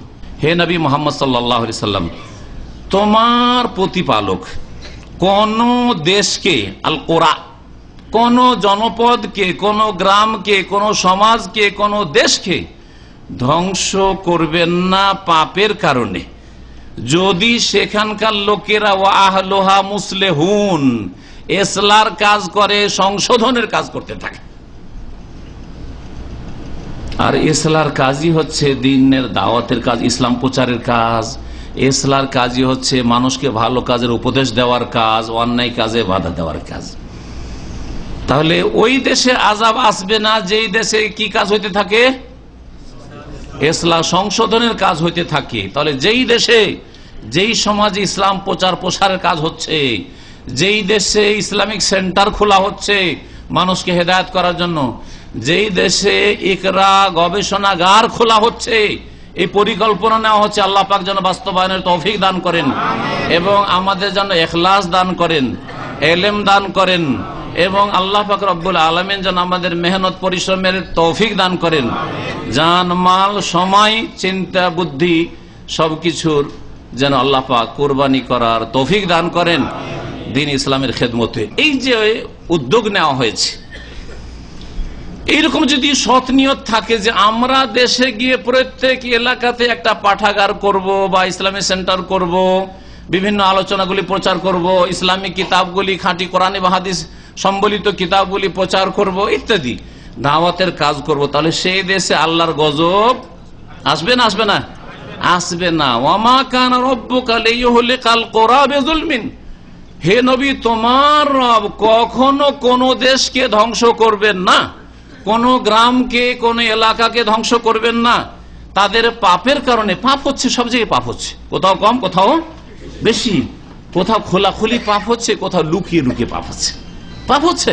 আল্লাহ ধ্বংস করবে, আল্লাহর গজব নামবে না। ওয়া আহলুহা মুসলিহুন, যদি সেখানকার লোকেরা সংস্কারের কাজ করে, ইসলার কাজ করে, মানুষের সংশোধন করে, মানুষকে গড়ার চেষ্টা করে, মুসলিম গড়ার চেষ্টা করে, সহি আকীদার মুসলিম গড়ার চেষ্টা করে, নামাজি মুসলিম গড়ার চেষ্টা করে, চরিত্রবান মুসলিম গড়ার চেষ্টা করে, মানুষের মতো মানুষ তৈরি করার চেষ্টা করে, সেই দেশে আল্লাহ পাকের গজব নামবে না।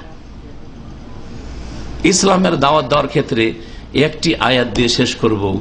ইসলামের দাওয়াত অনেকে দিচ্ছেন, ইসলামের দাওয়াত অনেকে দিচ্ছেন, কিন্তু এক এক লোক এক এক তরিকায়, এক এক দল এক এক তরিকা অবলম্বন করেছেন। কাদের দাওয়াতটা আসলে ইসলামের দাওয়াত, এই কথাটি সূরা আরাফের আয়াত নম্বর 170-এর আলোকে জানি। আল্লাহ পাক রব্বুল আলামিন ইরশাদ করেছেন, ওয়াল্লাযীনা ইউমাসসিকুনা বিল কিতাব ওয়া আকামুস সালাতা ইন্না লা নুযিউ আজরাল মুসলিহিন। আল্লাহ পাক বলছেন, যারা আল কিতাবকে আঁকড়ে ধরে, কি মজবুত করে ধরবেন? কোন জিনিসটাকে মজবুত করে ধরবেন? আল কিতাব। আল কিতাব কাকে বলা হয়? 1 নম্বরে কোরআনে কারীম বলা হয়, কিন্তু 2 নম্বরে কোরআনে কারীমের ব্যাখ্যা যেটা, সেটাকে বলা হয়, সেটা কি? রাসূলুল্লাহ সাল্লাল্লাহু আলাইহি ওয়াসাল্লামের হাদিস। একবার 2 সাহাবী একটা জেনার ঘটনায় বিচার চাইতে আসলো। নবী কারীম সাল্লাল্লাহু আলাইহি ওয়াসাল্লাম বলেন, লা আকদিয়ান্না বাইনাকুমা বিকিতাবিল্লাহ, তোমাদের মাঝে আল্লাহর কিতাব দিয়ে আমি ফয়সালা করব। আর ফয়সালা করলেন রাসূলের হাদিস দিয়ে। তাহলে রাসূলের হাদিসকে কি বলা হইলো? কিতাবুল্লাহ বলা হইলো কি হইলো না? জি জি, এই জন্য বলছি ওয়াল্লাযীনা ইউমাসসিকুনা বিল কিতাব, যারা আল কিতাবকে আঁকড়ে ধরে, মানে ওহীকে, আর ওহী হচ্ছে কোরআনে কারীম এবং রাসূলুল্লাহ সাল্লাল্লাহু আলাইহি ওয়াসাল্লামের হাদিস। তাহলে কোরআনে কারীমের সাথে সহিহ বুখারী, সহিহ মুসলিম, আবু দাউদ, নাসাই, তিরমিজি, ইবনে মাজাহ, এইরকমই অন্য অন্য কিতাবের যে সব সহিহ হাদিসগুলি রয়েছে, জয়ীফ জাল যেগুলি, সেগুলি ভালো আলেমদের মাধ্যমে জেনে নিয়ে কোরআন এবং হাদিসকে যারা মজবুত করে ধরবে এবং সেই ইসলামের দিকে নিজেকে ফিরিয়ে নিয়ে যাবে, নিজের পরিবার সমাজকে ফিরিয়ে নিয়ে যাবে, যে ইসলামের ওপর প্রিয় নবী মুহাম্মদ রাসূলুল্লাহ সাল্লাল্লাহু আলাইহি ওয়াসাল্লাম তার সাহাবায়ে কেরামকে ছেড়ে গেছিলেন। কোনটা হচ্ছে খাঁটি ইসলাম? আজকের যুগেরটা খাঁটি ইসলাম, না যেই যুগের নবী সাল্লাল্লাহু আলাইহি ওয়াসাল্লাম ইসলামের ওপর ছেড়ে গেছে সেটা হচ্ছে খাঁটি ইসলাম? নবী সাল্লাল্লাহু আলাইহি ওয়াসাল্লাম যে ইসলামের উপর ছেড়ে গেছেন সাহাবায়ে, সেটা হচ্ছে খাঁটি ইসলাম। সেই যুগে মুসলিমদের কয়টা দল ছিল? কতটি তরিকত ছিল? ছিল নাকি? চিশতিয়া তরিকা ছিল নাকি? নকশবন্দি তরিকা ছিল নাকি? ছিল? তাহলে ওগুলো বাদ দেন, ওগুলো বাদ দেন। এটাই তো বলছি আমরা, কোন মন্দ কথা বলছি? নবীর যুগে নকশবন্দিও ছিল না, চিশতিও ছিল না, মুজাদ্দিদি ছিল না, সাবিরিও ছিল না, এসব তরিকত ছিল না। সুতরাং একটা তরিকা ছিল, সেটা মোহাম্মদী তরিকা, ওই তরিকার দিকে ফিরে আসেন। আর সেই তরিকা কোরআন এবং হাদিসে আছে। সেটার কোথায় আছে? কোরআন এবং হাদিসে আছে। জি, আল্লাহ পাক বলছেন ওয়াল্লাযীনা ইউমাসসিকুনা বিল কিতাব, যারা কোরআন এবং হাদিসকে, আল কিতাবকে মজবুত করে ধরে। এই আয়াতের তাফসিরে নবী করিম সাল্লাল্লাহু আলাইহি ওয়াসাল্লামের ওই হাদিস পেশ করতে পারেন, তারাক্তু ফীকুম আমরাইন, তোমাদের মাঝে দুটো জিনিস ছেড়ে যাচ্ছে। আয়াত হলো আল কিতাব, আর রাসূলের হাদিস আছে আমরাইন, দুটো জিনিস ছেড়ে যাচ্ছি। লান তাদিল্লু মা তামাসসাকতুম বিহিমা, যতদিন তোমরা সেই দুটো জিনিসকে মজবুত করে ধরে থাকো। এখানে আয়াতে ইউমাসসিকুন আর ওখানে মা তামাসসাকতুম বিহিমা, দেখছেন শব্দেও মিল আছে। শব্দে মিল আছে না নেই? ওয়াল্লাযীনা ইউমাসসিকুনা বিল কিতাব, যারা আল কিতাবকে মজবুত করে ধরে। আর নবী সাল্লাল্লাহু আলাইহি ওয়াসাল্লাম বলছেন লান তাদিল্লু মা তামাসসাকতুম বিহিমা, অতদিন তোমরা পথভ্রষ্ট হবে না, জান্নাতের রাস্তা হারিয়ে দেবে না, যতদিন তোমরা এই দুটো জিনিসকে মজবুত করে ধরে থাকবে। শুধু দুটো জিনিস কি? স্বয়ং নবী মুহাম্মদ বলে কিতাবুল্লাহ ওয়া সুন্নতি, আমার আল্লাহর কিতাব এবং আমার সুন্নাত। আমার সুন্নাত মানে আমার হাদিস, রাসূলুল্লাহ সাল্লাল্লাহু আলাইহি ওয়াসাল্লাম যা বলেছেন, যা করেছেন, যার অনুমোদন দিয়েছেন। আর কিতাবুল্লাহ মানে কোরআনে কারীম। ইউমাসসিকুনা বিল কিতাব, যারা আল কিতাবকে, কোরআন এবং হাদিসকে তাহলে মজবুত করে ধরে। আর কোরআন এবং হাদিসকে মজবুত করে ধরলেন, কিন্তু নামাজ পড়েন না, চলবে? যেমন আমাদের কিছু সহিহ আকীদার দাবিদার লোকেরা রয়েছে, ভাই আপনারা কি বলছেন, আমরা ভাই এ তরিকা ফরিকা মানি না, ওইসব আমরা কবর মাজার ওইসবটা মানি না, আমরা ওসিলা মানি না। হ্যাঁ, আমরা সরাসরি কি মানি? কোরআন হাদিস মানি। নামাজটা পড়েন? নামাজটা শুধু পড়ি না। হ্যাঁ, কথা বোঝা গেছে? চলবে? এর খণ্ডন এই আয়াতে আছে, ভালো করে শুনেন। আয়াত সূরা আরাফ 170 নম্বর। কোরআন এবং হাদিসকে মজবুত করে ধরবে, ওয়া আকামুস সালাতা, এবং নামাজ কায়েম করবে। সালাত কায়েম করতে হবে। তাহলে বেনামাজি সহিহ আকীদার হইতে পারে না। বেনামাজি, আধা নামাজি, ফজর পড়ে না আর বলবে আমি আহলে হাদিস, এটা হইতে পারে না। বেনামাজি আর বলবে যে আমরাও শিরক বিদআত করি না। শিরক করো না, কিন্তু কুফরি করো। শিরক করো না বলছো, কিন্তু কুফরি। মাজারের শিরক করো না, কিন্তু মনের পূজা করো। হ্যাঁ, সেই জন্য ঘুমকে ফজরের নামাজেরও প্রাধান্য দিয়ে থাকো। দুনিয়ার কাজকর্মকে আল্লাহর ইবাদতের ফরজ নামাজের প্রাধান্য দিয়ে থাকো। এই জন্য ভালো করে মনে রাখ, কোরআন সুন্নাহকে মজবুত করে ধরতে হবে। ইউমাসসিকুনা বিল কিতাব, আর কি? ওয়া আকামুস সালাতা, নামাজ কায়েম করবে। তারপরে আল্লাহ বলছে ইন্না লা নুদিয়ু আজরাল মুসলিহিন, নিঃসন্দেহে যারা ইসলাহকারী, সংশোধনকারী, যারা দিনের দাওয়াতের কাজ করে, মানুষের সংশোধনের চেষ্টা করে, মানুষকে গড়ার চেষ্টা করে, তাদের কাজকর্ম নেকিকে আমি নিষ্ফল করে দিই না, ব্যর্থ করে দিই না। আল্লাহ বলছেন মুসলিহিন, শেষখান কি বলা হয়েছে? মুসলিহিন। এখন পুরো আয়াতটা তাফসীর মিলিয়ে দেখেন, যারা কিতাবকে আঁকড়ে ধরে, কোরআন হাদিসকে, নামাজ পড়ে, তারাই হচ্ছে মুসলিহিন। তারা হচ্ছে কার? তারা হচ্ছে মুসলিহিন। এবার বুঝতে পেরেছেন? এই আয়াতের খোলাসা বললাম। তাহলে মুসলিহিন যদি হইতে হয়, দিনের দায়ী হইতে হয়, কোরআনে, এক হাতে কোরআনে কারীম নিতে হবে, আর এক হাতে রাসূলের হাদিস নিতে হবে, 5 ওয়াক্ত নামাজ কায়েমকারী হইতে হবে, আর তারপরে কোরআন এবং হাদিসের দাওয়াত দিতে হবে। আল্লাহ পাক রব্বুল আলামিন যেন কোরআন সুন্নাহর দাওয়াত দেওয়ার তৌফিক দান করেন, নিজেদের সংশোধনের তৌফিক দান করেন, নিজের পরিবার ছেলে মেয়েদের সংশোধনে আল্লাহ পাক তৌফিক দান করেন, নিজের আত্মীয় স্বজনদের সংশোধনে আল্লাহ পাক তৌফিক দান করেন, নিজের দেশবাসীর সংশোধনে আল্লাহ পাক যেন তৌফিক দান করেন। আল্লাহ পাক আমাদের যেন রিজিকে বরকত দান করেন, আল্লাহ পাক আমাদের ঈমান আমলে যেন বরকত দান করেন, আল্লাহ পাক রব্বুল আলামিন আমাদের দাওয়াতে যেন বরকত দান করেন। আল্লাহ পাক রব্বুল আলামিন ধৈর্যের সাথে দ্বীনের খেদমতের ইখলাসের সাথে আল্লাহ পাক যেন তৌফিক দান করেন, দ্বীনের জ্ঞান অর্জনের আল্লাহ পাক যেন তৌফিক দান করেন। আল্লাহ পাক রব্বুল আলামিন আমাদের সকলকে জান্নাতুল ফিরদাউস যেন দান করেন। সুবহান রাব্বিকা রব্বিল ইজ্জাতি আম্মা ইয়াসিফুন ওয়া সালামুন আলাল মুরসালিন ওয়ালহামদুলিল্লাহি রাব্বিল আলামিন। তারাবি সম্পর্কে প্রশ্ন করেছেন, দুটি প্রশ্ন। একটি হচ্ছে যে তারাবির সালাত কত রাকাত। এর উত্তর হচ্ছে যে তারাবির সালাত বা তারাবির নামাজ নবী করিম সাল্লাল্লাহু আলাইহি ওয়াসাল্লাম তার সাহাবায়ে কেরামদের সাথে মাত্র 3 দিন জামাত করে পড়েছেন, আর বাকি সাহাবায়ে কেরামরা একা একা পড়েছেন, তিনিও একা একা পড়েছেন। বিশেষ কারণে 3 দিন পড়ার পরে আর জামাত করেননি নবী করিম সাল্লাল্লাহু আলাইহি ওয়াসাল্লাম। এই 3 দিনে যা পড়েছেন এবং এমনিও যে বাড়িতে তিনি নিজে পড়েছেন তা 11 রাকাতের বেশি ছিল না। দলিল সহিহ বুখারীর হাদিস। মা আয়েশা রাদিয়াল্লাহু তাআলা আনহা তার স্ত্রী বাড়ির খবর সবচেয়ে বেশি জানেন। তিনি বলছেন, মা কানা ইয়াজিদু ফি রমাদান ওয়ালা ফি গায়রিহি আলা 11 রাকাত। নবী করিম সাল্লাল্লাহু আলাইহি ওয়াসাল্লাম রমজানে হোক অথবা অন্য কোনো মাসে হোক 11 রাকাতের বেশি কখনো তিনি পড়েননি। কিন্তু 11 রাকাতের কোয়ালিটি অনেক সুন্দর ছিল, আজকালকার 11-র মতো নয়, আর আজকালকার 20-এরও মতো নয়। 11 রাকাত নামাজ এত লম্বা পড়তেন যে মা আয়েশা বলছেন, ইউসাল্লি আরবান ফালা তাসাল আন হুসনিহিন্না ওয়া তুলিহিন্না। প্রথম 4 রাকাত পড়তেন, এত লম্বা পড়তেন যে তুমি জিজ্ঞাসাই করিও না যে কত লম্বা হইতো আর কত সুন্দর হইতো। ফালা তাসাল আন হুসনিহিন্না ওয়া তুলিহিন্না, কত যে সুন্দর আর কত যে দীর্ঘ লম্বা তুমি প্রশ্নই করিও না। আমরা বলি না এই ভঙ্গিমাতে, আর এই ব্যাপারে জিজ্ঞাসাই করিও না যে কত যে সুন্দর হয়, এইরকম। তারপরে সুম্মা ইউসাল্লি আরবান ফালা তাসাল আন হুসনিহিন্না ওয়া তুলিহিন্না, তারপরে আর 4 পড়তেন এত সুন্দর যে তুমি জিজ্ঞাসাই করিও না। তারপরে 3 রাকাত পড়তেন, বেতর 2 রাকাত পড়ে সালাম ফিরে 1 রাকাত, অথবা 3 রাকাত একসাথে মাঝখানে মাগরিবের মতো করে নয়। নবী করিম সাল্লাল্লাহু আলাইহি ওয়াসাল্লাম এই 8-3-11 রাকাত পড়তেন। আমলগত যদি সুন্নাত দেখেন তো নবী সাল্লাল্লাহু আলাইহি ওয়াসাল্লাম 11 রাকাত পড়তেন। সংখ্যার দিক থেকে যদি সুন্নাত হয়, আমলগত সংখ্যাগত সুন্নাত যদি হয় তো নবীর নামাজ কত ছিল? 11 রাকাত ছিল। ওমর রাদিয়াল্লাহু তাআলা আনহু থেকে সহিহ সনদে যেটি প্রমাণিত মুয়াত্তা মালিকে, সেটাও তামিম দারিকে উবাই ইবনে কাবকে 11 পড়ার বারই নির্দেশ দিয়েছিলেন। এটা হচ্ছে সহিহ সনদে। এই হচ্ছে নবী করিম সাল্লাল্লাহু আলাইহি সাল্লামের আমল। কোয়ালিটির দিক থেকে যদি ধরা হয় তো অনেক সুন্দর নামাজ ছিল, রাতের অধিকাংশ সময় লাগিয়ে দিতেন তাতে। নবী করিম সাল্লাল্লাহু আলাইহি সাল্লাম তারাবি পড়াই।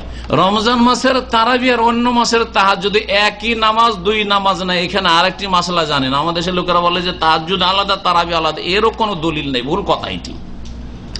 কারণ মা আয়েশা কি বলছেন, রমজানে হোক অথবা অন্য কোন মাসে হোক, 11 মাসে হোক, নবী সাল্লাল্লাহু আলাইহি ওয়াসাল্লাম মা কানা ইয়াজিদু 11 রাকাতের বেশি পড়তেন না। তাহলে ওই 11 রাকাত তারাবি, রমজানে ওর নাম তারাবি, আর রমজান ছাড়া অন্য মাসে ওরই নাম হচ্ছে তাহাজ্জুদ, ওর নাম কিয়ামুল লাইল, ওর নাম কিয়ামে রমজান, ওর নামই হচ্ছে সালাতুল লাইল। মেলাগুলি নাম, কাজ একটি, নামাজ একটি। এই ছিল নবী সাল্লাল্লাহু আলাইহি ওয়াসাল্লামের কোয়ালিটির নামাজ আর সংখ্যার দিক থেকে নামাজ। কোয়ালিটি শুনলেন আর সংখ্যাও শুনলেন, ঠিক না? এখন পরবর্তীকালে সাহাবাই কেরামদের শেষ জামানায় এবং তাবেঈনদের যুগে ধীরে ধীরে সংখ্যা বাড়া শুরু হয় আর কোয়ালিটি ডাউন হওয়া শুরু হয়। মানে নামাজ সংক্ষেপ করা হয়, নামাজে যখন সময় সংক্ষেপ করে দেওয়া হইল তখন সংখ্যা বাড়িয়ে দেওয়া হইল। ইমাম মালিক রহমতুল্লাহ আলাইহির জামানায় মদিনায় 41 রাকাত পড়া হইত। 41 রাকাত, 40 পড়ে 1 রাকাত বেতর পড়ানো হইত। এবং আমল তাবেঈনদের জামানা পর্যন্ত 10 রকমের আমল শুরু হয়। সর্বনিম্ন হচ্ছে 11 বেতর সহ, আর সর্বঊর্ধ্বে 41। বোঝা গেছে? তার মধ্যে একটা আমল হচ্ছে 20 আর 1 21, অথবা 20 আর 3 23। এইভাবে কেউ 27 পড়তো, কেউ 35 পড়তো, কেউ 37 পড়তো, কেউ 33 পড়তো। এইরকম করে যারা সংক্ষেপ করতো তারা তখন সংখ্যায় বাড়িয়ে দিত। তাহলে এগুলি নবী করিম সাল্লাল্লাহু আলাইহি ওয়াসাল্লামের কোনটি আমলগত সুন্নাত নয়। বুঝতে পেরেছেন? এখন কেউ যদি নবীর এই আমলগত সুন্নতটাকে 11 কি সুন্নত মনে করে আর নফলের নিয়তে অতিরিক্ত পড়ে তো জায়েজ রয়েছে, জায়েজ রয়েছে সঠিক মতে কি রয়েছে, জায়েজ রয়েছে। এই নিয়ে বাড়াবাড়ি করার দরকার নেই যে 11 বেশি পড়তে দেব না, এটাও ভুল। আর এর চাইতে বড় ভুল যে 20 রাকাত জবরদস্তি পড়িয়ে নেব, তার আগে মসজিদ থেকে বেরোতে দেবো না, আর মসজিদ থেকে বেরিয়ে গেলে মসজিদে ঢুকতে দেবো না আগামী দিনে, এটা আরো বড় গোঁড়ামি। বোঝা গেছে? তো দুই তরফ থেকে ভুল আছে, কম আর বেশি ভুল, কিন্তু দুটোই গোঁড়ামি আর বাড়াবাড়ি ভুল। যদি লম্বা করে পড়েন তাহলে সবচেয়ে ভালো নবী করিম সাল্লাল্লাহু আলাইহি ওয়াসাল্লাম সুন্নতের আমল করে, এটি হচ্ছে নবীর সুন্নাত। আর রমজান মাসে যারা এই নিয়ে বাড়াবাড়ি ঝগড়া করে সারা বছর ফরজ নামাজ পড়ে না, এদের মেজরিটি সারা বছর। আমি দেখেছি আমাদের ভাইদেরকে বলি তখন রমজানে ছুটি যেয়ে না, কারণ সব ঝগড়া হচ্ছে নামাজ নিয়ে। কখন? রমজান মাসে। যারা তোমাকে মসজিদ থেকে বের করবে তাদের রমজানের পরে মসজিদ আর খুঁজে পাবে না। হ্যাঁ, কারো বাড়িতে নাকি ঢুকে গেছিল, মসজিদে ঢুকে গেছিল গরু, তখন গরুটা খুব পিটিয়েছে লোকেরা, হ্যাঁ মসজিদে গরু ঢুকেছে। তখন গরুওয়ালা বলছে যে, গরুওয়ালা বেনামাজি, ও বলছে যে তুমি আবোলা জানোয়ারটাকে মারলে কেন? এ কি কিছু বুঝে? এ যদি আমার মতো বুঝতো তো মসজিদে আসতো, আমাকে জীবনে মসজিদে দেখেছো? এইরকম আমার দেশে তারাবি নিয়ে ঝগড়াকারীদের অবস্থা, হয় গোড়া মোল্লা আর না হলে বেনামাজি, মেজরিটি বেনামাজি, সারা বছরের বেনামাজি, রমজানে ওই তারাবি নিয়ে বাড়াবাড়ি করে। জি, তো এই হচ্ছে নবী করিম সাল্লাল্লাহু আলাইহি ওয়াসাল্লাম সুন্নাত, সবচেয়ে ভালো কোয়ালিটিটা সুন্দর করে 11ই পড়েন। কিন্তু কেউ যদি বেশি পড়ে সেটা 20-এ গিয়ে থামিয়ে দেবেন না। 20ও পড়া জায়েজ, 30ও জায়েজ, 41, 40ও জায়েজ, 100ও জায়েজ, 101 করাও জায়েজ, সব জায়েজ। এখন প্রশ্ন থাকলো যে মক্কা মদিনাতে কেন হয়? আচ্ছা, সৌদি আরবে শুধু 2টাই মসজিদ আছে না হাজার হাজার মসজিদ আছে? হাজার হাজার, হ্যাঁ, লাখের কাছে পৌঁছে যাবে, কি তারও বেশি হবে, এত মসজিদ আছে সৌদি আরবে, এত মসজিদ আছে। তাহলে মেজরিটি মসজিদে কি নামাজ হয়? 20 রাকাত। মেজরিটি মসজিদে আপনাদের নলেজে কি আছে? 8 রাকাত হয়। তো আপনারা তো গণতন্ত্রে বিশ্বাসী, আমাদের দেশে বড় বড় বিচক্ষণ গুলি বলে আমরা গণতন্ত্রের বিশ্বাসী। ধর্ম সম্পর্কিত বলা হয়, বলবে যে না না ওইসব জানি না, আমরা ধর্ম করা মৌলবাদীদের কাজ, কিন্তু সব গণতন্ত্রের বিশ্বাস। গণতন্ত্রের যদি বিশ্বাসী হন তাহলে মেজরিটি বলবে যে ভাই অধিকাংশ সবগুলি মসজিদে 8 রাকাত হচ্ছে, তাহলে আবার বাড়াবাড়ি কেন? এখন মক্কা মদিনার এই 2 বড় মসজিদে 20 কেন হয়? প্রায় হাজার হাজার বছর ধরে এই 20 চলে আসছে। ধরেন যদি হঠাৎ করে সুন্নতের দিকে ফিরে এসে নবীর ওই আমলি সুন্নতটাকে নিয়ে আসা হয় যে এখন আবার 11তে নিয়ে আসবো, কলহ শুরু হবে না? হবে না? এখানে সারা বিশ্বের লোকেরা নামাজ পড়ে, হানাফি, শাফি, মালিকি, হাম্বলি সবাই পাশাপাশি নামাজ পড়ে। আমার দেশের মতো গোঁড়ামি আছে নাকি যে কেউ কারো মসজিদে নামাজ পড়তে দেবো না? আছে? কেউ যদি 8 রাকাত পড়ে বেরিয়ে যায় তো কোনোদিন দেখেছেন যে কেউ জিজ্ঞেস এই কেন বের হয়েছ? আর কেউ যদি বেশি পড়ে তো কেন বেশি পড়ছে এরকম কোনোদিন দেখেছেন? কোন ঝগড়া দেখেছেন আরব দেশে? কেউ পায়ে পা মিলিয়ে দেশের জন্য ঝগড়া শুরু করে দিল? হ্যাঁ, কিন্তু আমাদের দেশে ঝগড়া শুরু হয় কি হয় না? হ্যাঁ, তাহলে আমাদের দেশে গোঁড়ামিটা বেশি আছে, এখানে গোঁড়ামি নেই। সারা বিশ্বের আন্তর্জাতিক মসজিদ, আর সবারই মন জয় করা দরকার। আর নাজায়েজ কাজ দিয়ে মন জয় করা নয়, জায়েজ কাজ দিয়ে। 11 সুন্নত আর বাকি 20 জায়েজ, 30 জায়েজ, আর 1000 বছর ধরে 20 চলে আসছে, এককালে শুরু হয়ে গেছে তো হচ্ছে হচ্ছে হচ্ছে এইভাবে হচ্ছে। আসলে এটা নবীর সুন্নত মনে করা হয় না। আর না হলে যদি আপনি মক্কায় গিয়ে দেখেন, মদিনায় গিয়ে দেখেন, প্রথম দিকে তো 20 করে হয়, আর শেষ 10 দিনে নামাজ পড়েছেন? শেষ 10 দিনে কত রাকাত হয়? 30, আর 3 দিয়ে 33, তাই না? প্রথম দিকে প্রথম কত হয়ে যায়? প্রথম 20 হয়ে যায় না? এই হয় না, তারা শুধু জোড়া জোড়া হয়ে যায়, বেতরটা হয় না, 20 হয়ে যায়। আর তারপরে শেষ রাতে আবার 13 হয়, তাহলে কত হইল? 33। তাহলে কোথায় 20 থাকলো? শেষ 10 দিনে 20 থাকে না। বোঝা গেল যে সৌদি আরবের ওলামায়ে কেরাম, আইম্মায়ে কেরাম মনে করে যে নবীর সুন্নতে 11, তবে বেশি জায়েজ আছে। আর আমাদের দেশের লোকেরা যারা 20 পড়ে তারা মনে করে 20-এর কম চলবে না, কেউ যদি 20 না পড়ে তো ধরো হবে। নামাজ না পড়তে আসলে অসুবিধা নেই, কিন্তু পড়তে আসলে কি করতে হবে? 20 পড়িয়ে নেবো, না হলে মসজিদে বেরোতে দেবো না, আর মসজিদে বেরিয়ে গেলে আগামীকালকে ঢুকতে দেবো না। বুঝা গেছে? গোড়ামি। খতমে তারাবিও সুন্নাত নয়, আর সূরা তারাবিও সুন্নাত নয়, কোনটাই সুন্নাত নয়। ফাকরাউ মা তায়াসসার মিনাল কোরআন, আল্লাহ বলছেন যা সহজ হয় যদি কোনো মসজিদে ভালো হাফেজ পেয়ে যান আর গোটা খতম করে তো ভালো কথা, আর যদি খতম না করে সেটাও সুন্নাত। একবারে কোরআন শুরু থেকে শেষ পর্যন্ত খতম করে নবী সাল্লাল্লাহু আলাইহি সাহাবীরা তারাই পড়েছেন, এরও কোনো প্রমাণ পাওয়া যায় না। তবে সাহাবায়ে কেরাম তাবেঈনদের যুগে যারা ভালো হাফেজ ছিল, যেমন উবাই বিন কাব, তামিম দারি, এরা ভালো হাফেজ ভালো কারি ছিল, তাদের ইমামতিতে তারাই পড়ানো হইতো। সুতরাং যদি কোনো জায়গায় খতম করানো হয় সেটাও ভালো, কিন্তু দেশি খতম না, যেই খতমে নিজেও বুঝে না যে কি পড়লাম, আর যারা মুক্তাদি তারা শুনে বুঝতে পারে না যে কোন আয়াত পড়া হয়েছে, বুঝতে পারে, এত এক্সপ্রেস পড়া হয়, এই পড়া আল্লাহ কবুল করবেন না। ওরা তেলিল কোরআন তার তেলা ঠান্ডা মেজাজে ধীরে ধীরে স্থিরতার সাথে তেলাওয়াত করতে হবে। জি, হক আদায় করে। ধন্যবাদ সম্মানিত শাইখকে। একবার প্রশ্ন করেছেন, কোন ব্যক্তি যদি মারা যাওয়ার আগে অথবা পরে মেজবানি করে সেটা কি জায়েজ আছে কিনা, মানে খাওয়ানো? মৃতের নামে খাবার, মৃতের নামে খাবার এটা জাহিলিয়াতের কাজ, ভারতে হিন্দুরা করে, ভারতে হিন্দুরা করে। ভারতে হিন্দুদের পাশাপাশি যারা বাস করে তারা ভালো করে জানে যে ভারতে হিন্দুরা লাশ পোড়াতে যায়, তার আগে ধুমধাম করে খাই দেয়, তারপরে যায়।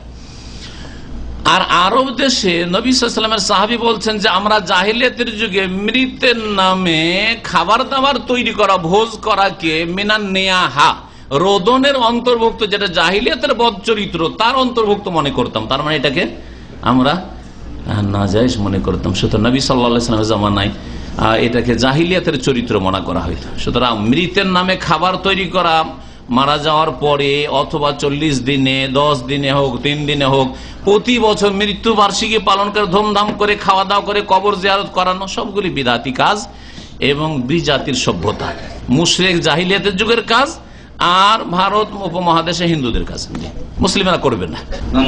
মৃত ব্যক্তির জন্য করণীয় একটা আমার আলোচনা আছে, সুন্নতি তরিকায় কি করতে পারেন। এর জন্য অনেক রাস্তা আছে, মসজিদ, মাদ্রাসা, দিনের খেদমত, ইসলামিক সেন্টার খোলেন দেশে, আর ইসলামিক লাইব্রেরি করে দেন, আর আলহামদুলিল্লাহ লোকের মাধ্যমে হেদায়েত হবে, পড়বে, হেদায়েত হবে, মেলা রাস্তা, গরিব মিসকিনদের বাড়ি ঘর তৈরি করে দেন। জি, এক ভাই প্রশ্ন করেছেন, আমার টাকা অন্যের হাতে থাকলে এই টাকার যাকাত দিতে হবে কি? আপনার টাকা অন্যের হাতে থাকলে দুটি অবস্থা হইতে পারে। যেই ব্যক্তির হাতে টাকা দিয়ে রেখেছেন ধার, সেই ব্যক্তি যদি সচ্ছল হয়, মানে যে কোনো সময় দিতে পারবে, কিন্তু আপনি নিচ্ছেন না যে আমার পয়সা তুমি লাগাও, কাজ খাটাও, তাহলে আপনাকে প্রতি বছর জাকাত দিয়ে যেতে হবে। প্রতি বছর কি করতে হবে? জাকাত দিয়ে যেতে হবে। কিন্তু যদি আপনার টাকা পড়ে থাকে অভাবীর কাছে, যার কাছে টাকা পয়সা নেই, নিরুপায়, সেজন্য দিতে পারে না, আর তারপরে কখন দিবে তারও ঠিকানা নেই, যে পাবো কি পাবো না কোনো ঠিক নেই, হয়তো নাও দিতে পারে, এইরকম যদি হয়, তাহলে যখন টাকাটা উঠে আসবে, যত বছর থাকলো সবগুলি বছরে জাকাত দিয়ে দিবেন, সবগুলি বছরে জাকাত দিয়ে দিবেন টাকাটা উঠে আসার পর। ফিক্সড ডিপোজিট টাকার কি জাকাত দিতে হবে? ব্যাংকের ফিক্সড ডিপোজিট যদি সুদী ব্যাংক হয় তো ফিক্সড ডিপোজিট জায়েজ নাই। আর ইসলামী ব্যাংকের ফিক্সড ডিপোজিট হয় কিনা তাও আমার জানা নেই। ফিক্সড ডিপোজিট হয়? ফিক্সড ডিপোজিটে তারা বলে যে 5 বছরে ডবল দিয়ে দেবো, যদি সুদী ব্যাংকের মতো বলে তো একই কথাই, তাহলে হারাম হবে। ফিক্সড ডিপোজিট কি করে? আমাকে যদি ব্যবসা করতে দেন বা আমি আপনাকে ব্যবসা করতে দিলাম, 5 বছরে ডবল দেবেন, আপনি অফার করছেন, কি করে জানলে যে 5 বছরে বিজনেসে ডবল হয়ে যাবে? লস হতে পারে না, অর্ধেক হয়ে যেতে পারে না? তাহলে ইসলামিক ব্যাংকের লেভেল লাগিয়ে ইসলামিক গণতন্ত্রের মতো, আজকাল যেমন ইসলামিক গণতন্ত্র দেশে চলছে, গণতন্ত্র ইহুদি তৈরি করার নাম, তার সাথে ইসলামী গণতন্ত্র, ওই রকম ইসলামী ব্যাংক যদি আর ফিক্সড ডিপোজিট যদি তাদের থাকে সিস্টেম, তাহলে এটা নাজায়েজ কাজ। কি করে জানলো যে আমি ডবল দিতে পারবো? বোঝা গেছে?